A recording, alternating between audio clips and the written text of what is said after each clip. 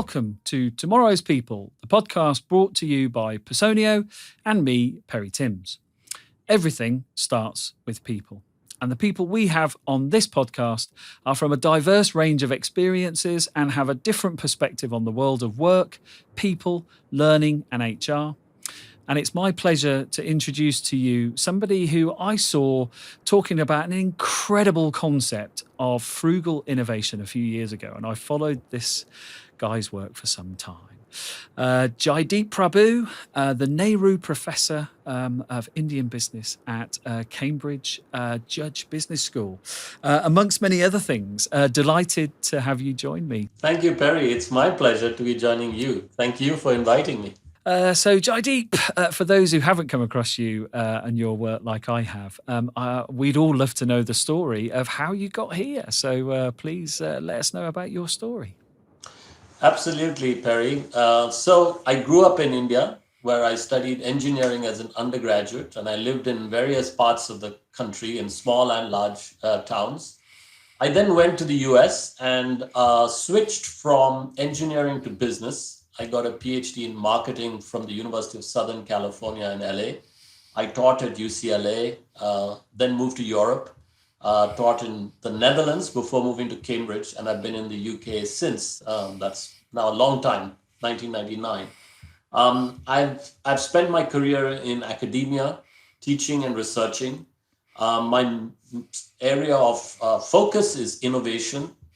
In the first part of my career, I studied innovation in large Western companies because the understanding was that's where innovation happens. And then when I moved back to Cambridge to take up this chair in Indian business, I turned my attention to innovation in emerging economies like India, where I'd grown up. And that's when I became aware of this notion of frugal innovation or jugaad, as it was being applied all the way from the grassroots to big corporations. And I ended up writing about that with co-authors, specifically about emerging markets. And that book was called Jugaad Innovation. That came out in 2012. And after that book came out, we noticed there was a lot of interest in this idea of frugal innovation in the West for the West. And those large companies that I had started my career studying were now interested in not just doing that expensive sort of blue sky R&D, but also this kind of frugal innovation, not just for emerging markets, but also in the West, where increasingly they were competing with smart, frugal innovators that are startups. So in a sense, that's my career in a nutshell. Looking forward to other questions you may have for me. Oh, fantastic. Thank you. Yeah, when I came across the concept at Meaning Conference, I think it was 2013, it absolutely blew me away. The examples you used, I think, were absolutely terrific. So I'm sure we'll dive into that. But I wanted to start with the whole concept of innovation, because let's just say there's a sub-industry of innovation across all of the world of work. And you're right to have pointed out things like R&D as a kind of hardwired concept to it. But I guess it feels like everybody's chasing some form of innovation, and particularly at times of turbulent change like we have now. And obviously, because you're so close to it, you must be kind of sensing and hearing quite a lot of shifts in that market all the time. So I guess I'm interested in what's occupying your thoughts right now around innovation. Yeah, Perry. So, let's first agree on what we mean by innovation. So for me, innovation is the commercial exploitation of new ideas. So it's not just new ideas for their own sake. It's actually finding ways to benefit from it, typically as a company. But we increasingly see social businesses or even charities or the government doing innovation. So it's often the application of new ideas to make a change. Now, you're absolutely right. It's the buzzword. I mean, everybody uses this term now. Everybody wants to innovate. And so, it can get a bit watered down, this idea. But really, it's a very powerful idea because it's about how you can do things better. And in the past, in the 20th century, the big corporations were the ones that sort of had the monopoly on this because they had all the big money and had these big R&D teams. And it was all about technology, often for the sake of technology and pushing that frontier. But really, that idea of innovation has now broadened to include all kinds of other types of change. technologically enable change, but more than that, any kind of change, any kind of process or system or business model that enables you to do things better would be an innovation. And in that definition itself, you have the reason for why it's so commonplace and so popular. Everybody wants to innovate. The challenge is that it is not easy to do. And the reason why it's not easy to do that is because you're typically doing business as usual.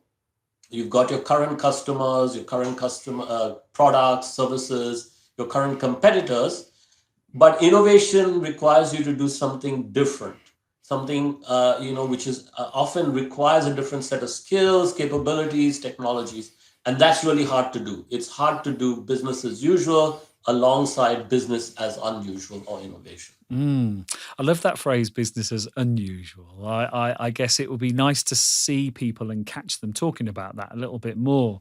Because as you say, I guess the challenge is that we are in a sort of replication mindset and a scale and a continuation. And do you think we almost get a little bit conditioned or almost cursed by the fact that things seem to be working okay? So there perhaps isn't as much stimulation for innovation? Absolutely. So, very often, the reason why, especially established companies, especially large established companies that have been very successful in the past on the back of some innovation, find it hard to repeat the trick is because business as usual gets in the way.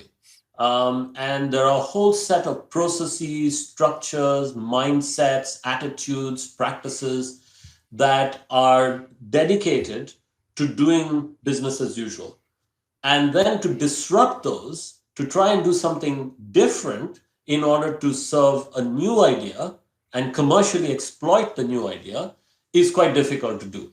And sometimes it requires a completely different organization, a different type of person, different set of people and practices to make that new idea successful. And do you think sometimes the circumstances almost create the stimulation to do so, so that it's a dire consequence or a damaged instance or something that innovation kind of has to be leveraged? Very often, companies, these established companies we've been talking about, which would otherwise resist innovation, simply have to innovate because of competitive pressures. They realize that it's a do or die situation, that if they don't do it, someone else will do it and then cannibalize them, and there'll be history. In fact, Joseph Schumpeter, the sort of father of innovation studies, the economist who studied it very early on in the 20th century, had this phrase, creative destruction. For him, innovation was about creating new things, but in the process of creating a new world, an old world is destroyed. And you can look at that in the macro sense of in an economy, or an industry, but you can also look at it in a micro sense of specific companies. Those that dominated a previous technological generation may fail to move and dominate the new generation. One of the organizations I think has innovated over the last sort of 8, 9, 10 years perhaps is Microsoft under Satya Nadella. And I don't know how close you've been to Satya's work, but they're renowned now for a high caliber hardware, for lots of very inventive and innovative practices. And included within that is a diversity agenda, shall we say, within the organization that talks very much to the sort of human innovation side of things. I mean, is that your take on Microsoft? Yeah, that's a very good take, Perry. And actually, Microsoft is a good example because in some ways, Microsoft straddles the old generation of behemoths, 20th century behemoths, industrial giants like GE and Siemens and IBM, and the new giants, the digital giants like Amazon and Facebook and to some extent Google and so on. Because Microsoft actually came out of this early generation of disruption in the 70s when Bill Gates and his friends saw this huge opportunity for personal computers, personal computing in the home and in small businesses and so on, at a time when the big established computer companies like Digital Equipment and others didn't think there was a market for personal computers. And so they dominated. They actually piggybacked on a lot of innovation, new ideas that came out of Xerox, for instance. But then they themselves were challenged by this new generation and have reinvented themselves, partly because of Bill Gates' own recognition that somebody could do to him and Microsoft what they had done to IBM and others. And so there was this paranoia, in a sense, in the top management.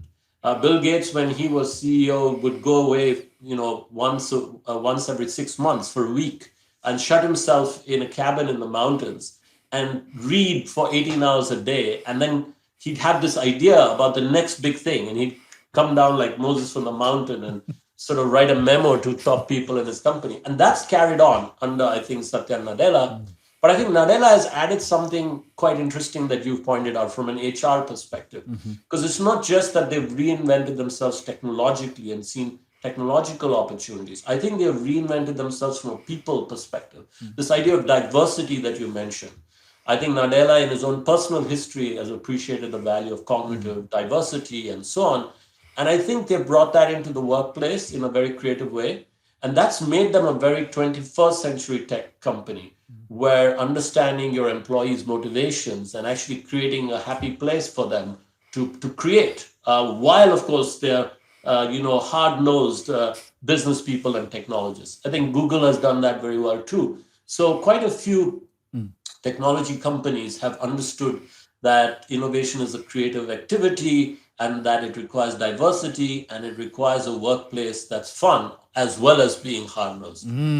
So if those examples, as you say, are the behemoths, the real giants, what I understand, and you can tell us a little bit more now about Jugaad, is that this is a much more sort of closer, smaller, almost like cellular activity, as opposed to that huge systemic change with lots of capitalization that we talked about.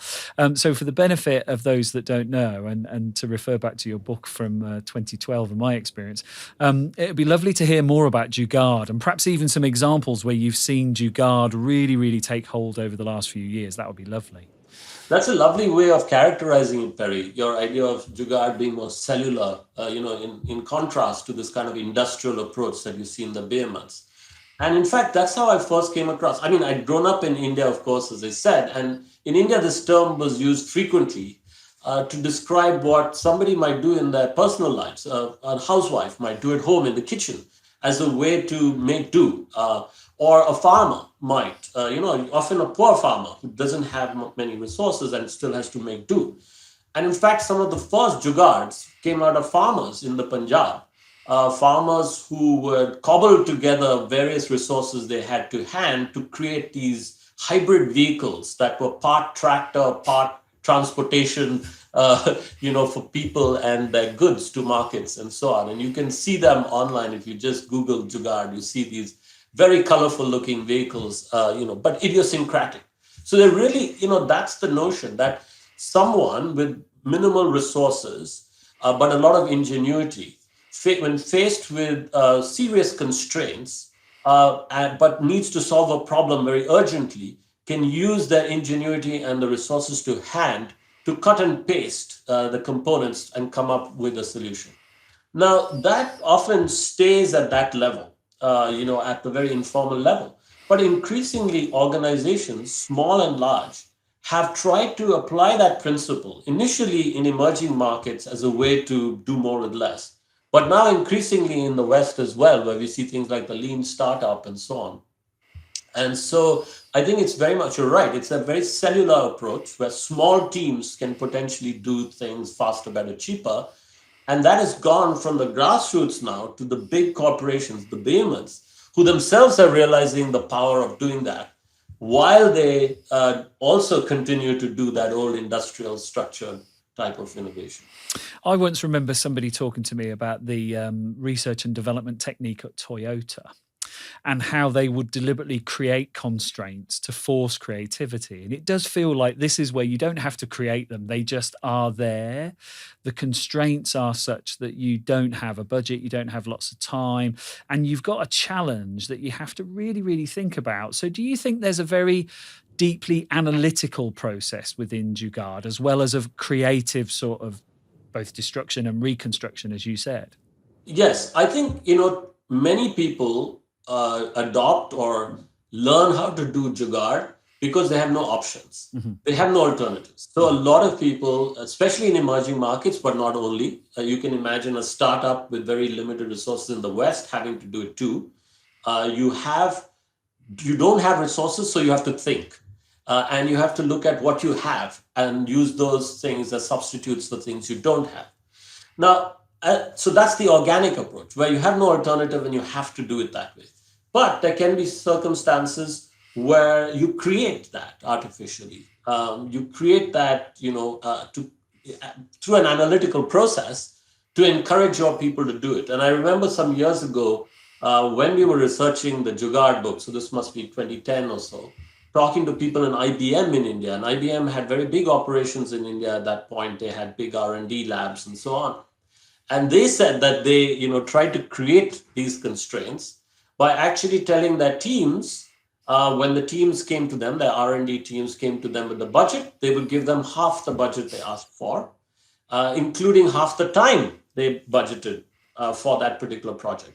And the idea was, now that you don't have the resources you asked for, you're going to have to think, and you're going to have to partner. You might partner now with people you would not have even thought about earlier.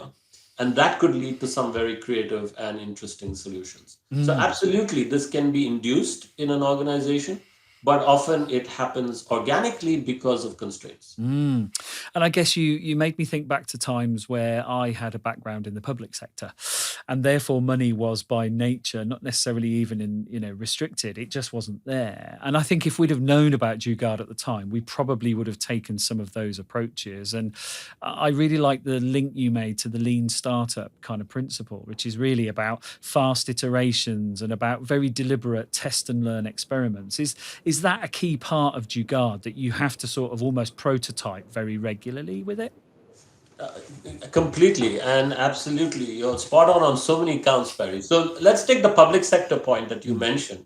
In fact, I've written, as I mentioned, these two books which were about the private sector. The Jugaad book, which was about the private sector in emerging economies, and then a follow-up book called Frugal Innovation, which was about large Western corporations. And that second book came out in 2015. And whenever I would talk about these two books to any kind of audience, people would ask me, what about the government and the public sector? And I began to think about that and realized that actually that's very relevant in the public sector. So I started researching that and published a book last year called How Should a Government Be, which is full of cases of governments at various levels, from the city to the regional to the federal level, across the world, from developing to developed countries, adopting these tools and ideas to innovate across the spectrum in things like health and education, in the way they raise taxes and so on. So absolutely, I think it can be applied in the public sector. Now, I think also the related point, actually remind me, Perry, what was the related point? I got carried away with the public sector example. So I was thinking about the fact that it's about a test and learn iterative approach. Yeah. Yes, and absolutely right. So, and you see that a lot with the prototyping space. So as I said, some of these farmers in India coming up with these interesting vehicles, that in itself could be the inspiration for an automotive company then to take that initial prototype to the next level. So this idea of Jugaad lends itself very well to that fuzzy front end of innovation. When you're actually experimenting and you don't know what's going to work and what's not going to work, there's a high level of risk involved, and you don't want to bet the bank on it. So you want to try out lots of things. You want to fail quickly, fail cheaply, fail fast, all that kind of stuff. And then you want to be able to identify a few solutions that are likely to scale and then throw resources at them. And that's when large structured approaches and companies can come in. So I think it lends itself very well to that fuzzy front end. And that's precisely what the lean startup does. You don't have a whole lot of resources. You know that you're operating in that fuzzy front end where there's a high level of risk. So you try and mitigate that risk by working with a customer and iterating very quickly, tight loops with a lot of feedback around a minimum viable product with that customer. And then quite quickly, you might come to something that's a solution that works for that customer. When you've proven it with that customer, you can take it elsewhere. So I think your instinct is absolutely right. it lends itself particularly well to that early stage of innovation. I love that you call it the fuzzy front end. I think that's a great way to describe it, because at that time, your thinking cannot be clear because you've only got so far down the line, right? That's lovely. And I And guess, this is what large companies, can't do very well. It's not so yeah, easy for them to do. They're much better at that structured yeah, second part when you're scaling, when you've identified a candidate idea which you can scale. yeah. And so that's precisely the part which the startup gets well. So, you can have this sort of marriage made in Mm. heaven where the startups do a lot of the fuzzy front end. And then a few ideas seem promising, and then the large companies enter to scale it. Very nice. That image of the two forces combining is very compelling. This podcast is brought to you by Personio. Personio is the all-in-one HR solution for now and the future. We help HR teams recruit, onboard, manage, pay, and develop employees more efficiently. And our easy-to-use solution works across every part of the employee lifecycle.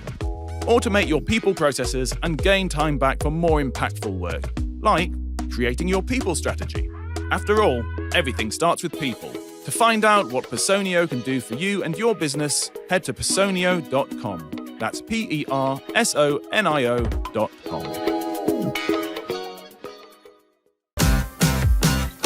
I suppose one of the things I'm thinking about with Jugaad is that it will solve small-scale, immediate issues, won't it? Because it kind of fulfills that destiny. But I guess where I'm seeing the application, as you've described, in Western companies and larger companies and so on, is then in the replication of it.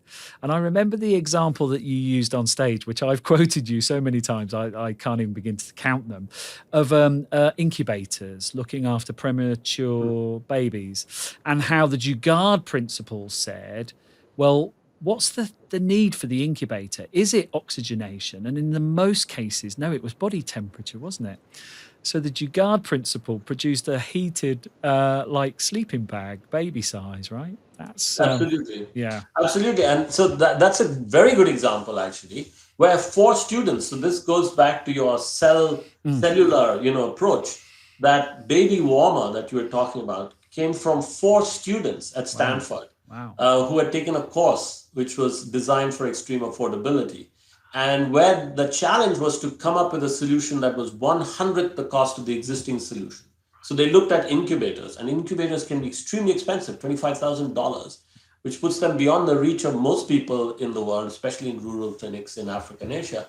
So they said, what's the key problem it's trying to solve? As you said, it's trying to solve the fact that if an infant is born 1 or 2 weeks prematurely, they can't maintain their body temperature. And so they might die if they don't have something to help, or be very badly affected. So they came up with this baby warmer, which is like a blanket that the mother can use to swaddle the baby.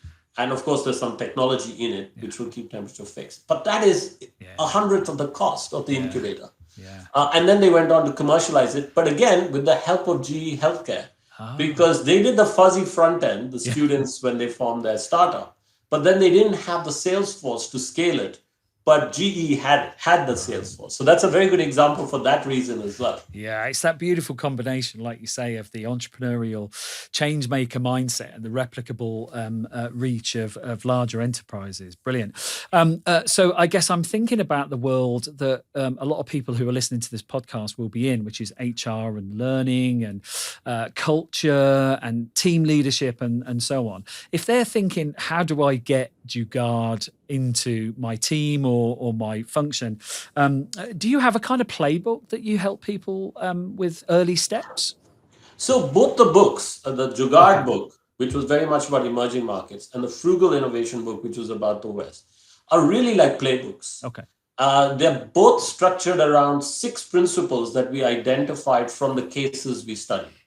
And so, depending on whether you're operating in an emerging market context or you're depending on a Western context, the books are the playbook. Nice. But really, the principles are, common to both contexts as well, which is, celebrate the constraints and use the constraints to your benefit, and use the constraints to think creatively, to focus on the 80% of the problem you're trying to solve at 1/100th of the cost, or using a tenth of the resources, That's the mindset. And then think about how you would do that. So instead of trying to do everything from scratch and making everything perfect, you think about what are the resources we have to hand, and then join the dots. So don't reinvent the wheel. In fact, we live in a very privileged age when there are so many tools at our disposal, from smartphones to the cloud to the internet, to cheap computing, to crowdfunding and all that. So a lot of the second book, the Frugal Innovation book, is how startups can essentially make use of all these tools, maker spaces, 3D printing, and how small teams now, sometimes of our students, can do things that only large companies or the government could have done 10 or 20 years ago. And not just in software, but even in hardware. And I have plenty of examples of, as I said, some of our students who don't have any technical knowledge, but understand the problem, are very committed to solving the problem, and then look around them for resources and partners that they can work with to not only come up with a solution, but then commercialize it. I love that you've described it as a mindset, which of course we can all choose to adopt and understand how that frames our thinking. And then how you then describe a series of utilities really that we've got access to, because you're right, 10, 15, 20 years ago, maybe some of those things would be restricted or very costly, but a lot of them now are freely available, aren't they? So just when we think we haven't got any resources, we remind ourselves we are actually quite well stocked. Yeah. Fantastic. And lately, what kind of things have been occupying your interest then? So I guess there are still outlets for you to spread the Jugaad message and apply that. But are there any other things, considering the challenges of the world that we're in right now, that you're being asked to get involved in and that are pretty taxing and interesting for you? So, Perry, the big challenge that we all face is how do we achieve equal growth across the world? How do we bring on board 3 billion or so people, most of them in developing countries, emerging markets? How do we bring them into a kind of 20th century or 21st century lifestyle with that kind of standard of living, access to good healthcare, education, water, etc., good livelihoods, without breaking the planet? How do we industrialize that part of the world in a way that the West or China even recently did, industrialize? We cannot industrialize that way, that would break the planet. So how do we do that? And in my mind, that's when frugal innovation becomes particularly powerful. How do you achieve those outcomes, those benefits? You have to find a way to do things better, but you have to do it faster and cheaper in terms of the resources, not just money, but energy, other resources that are finite. So that's the big question to me. And all my work in teaching is in one way or another linked to that fundamental question. And actually, as it turns out, that's what a lot of my colleagues in the business school as well as the university are focusing on these days. That's the big question for all of us. And I think that's a lovely coalescing way to think about where we can channel both our inventiveness and creativity and desire and passion with a framework that I guess feels like we've got something to support us, because those problems are so big. A lot of people would go, well, what on earth could I do? But Jugaad almost says the opposite of that. It's say, it needs you. It almost feels like a system that calls people to it because it's so tight and it's so resource under intense. Would that be right? I think that's absolutely right, Perry. And, again, in a university, you, as a microcosm of the world, you see these two perspectives. I often see my colleagues and others who are academics thinking about the big problems. And there's a level of, I think, fear, frankly, at the enormity of what we're taking on. It's a big challenge, and it's not entirely clear how it's going to happen at that macro level. But then on the other side, I see our students, the young people coming through, from across the university, engineering, life sciences, business, etc., the humanities. And they are, trying to find solutions. Many of them want to set up companies that will make a difference. They don't necessarily want to become rich themselves, but they see the power, particularly of these lean startups. And they want to make a change, and they come up with very inventive, creative ideas that are taking on a part of the problem. They're not trying to boil the ocean. They're chipping away at specific things. And I think that to me it's a more potentially empowering and optimistic way to go about it, because really you can't solve the big problem just by thinking about it. It requires a lot of people to try out lots of different things. Of course, some of them might fail, but some we might identify as being successful, and then we would obviously want to scale and replicate those. That gives me an enormous amount of optimism, because I think for too long, a lot of people would say, we've known about the problems of the world's, dare I say it, kind of constraints and the damage that we've done to it. But we've just been staring at that problem for quite some time and talking about it in a way that doesn't feel innovative enough and active in terms of what we're doing about it. So I'm really pleased that you're now sensing and seeing that actually people are coalescing around those problems and are not just saying it's too big. They're saying, I'll do what I can and see where that goes. So it does feel like there's almost like a chain reaction brewing. Would that be? Yeah, I think that's a fair way to look at it. Yeah. There's a momentum. Momentum, that's a good word. Yeah. And I guess it does kind of lead me on to the sense that if you were given a sort of a ticket to say, right, Jaideep, steer us into the future, talk to governments, talk to business, talk to the people of the planet. I mean, if you had that opportunity to kind of mandate in a nice way an agenda, what kind of things would you be really sort of active in and saying to people, right, here's what we can do, and another playbook? I'd be interested in your sort of view of survival in the future. That's a really interesting question. Well, I think I'd start by simply making more people aware of the nature of the problem we're facing. Right. This problem that we discussed a little while ago. Namely, there are 3 billion or thereabouts people who are really still living in a 19th century world. They don't have access to many of the things that we might take for granted in the developed world. You want to bring those people on board, because actually that is a source of growth for the world economy. That's where the world economy can actually grow, including the West. But that growth cannot come in an old industrial way. That old industrial model is broken and will break the planet. So how do we do that? I think just understanding that problem and that challenge is an important thing.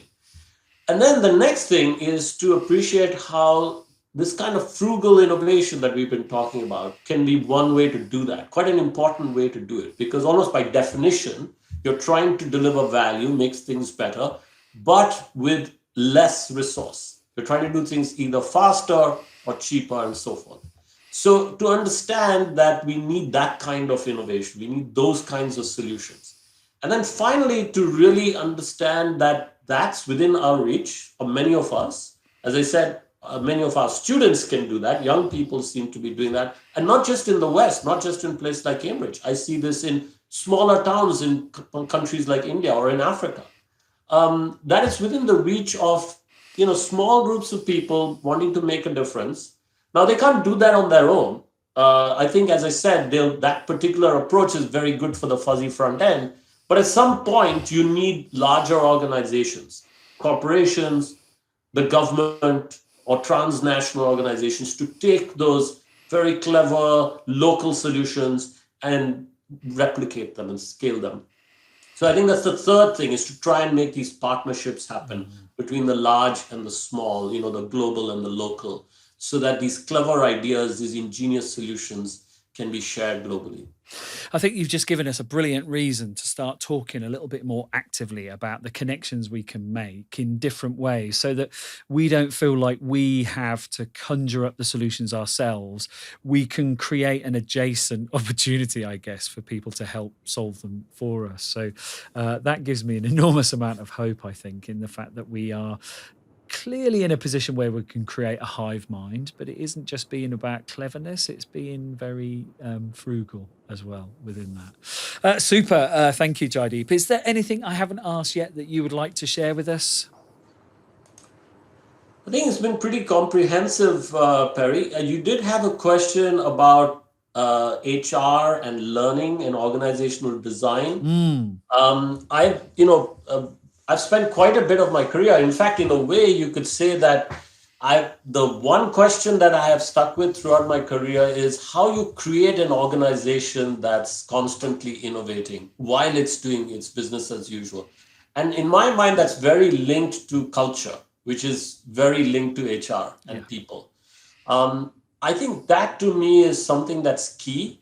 Whether you're looking at the big corporation or you're looking at a startup, whether you're looking at the private sector or you're looking at the public sector, whether you're looking at developing countries or the developed world, it's that culture. And some years ago with co-authors, I did a very big study of companies across 17 countries.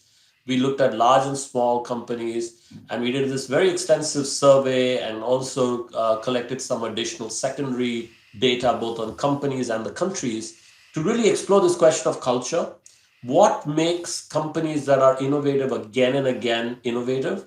And we found that it really is a set of attitudes and practices within those companies, regardless of where they are. They could be in India or in the US or in Japan.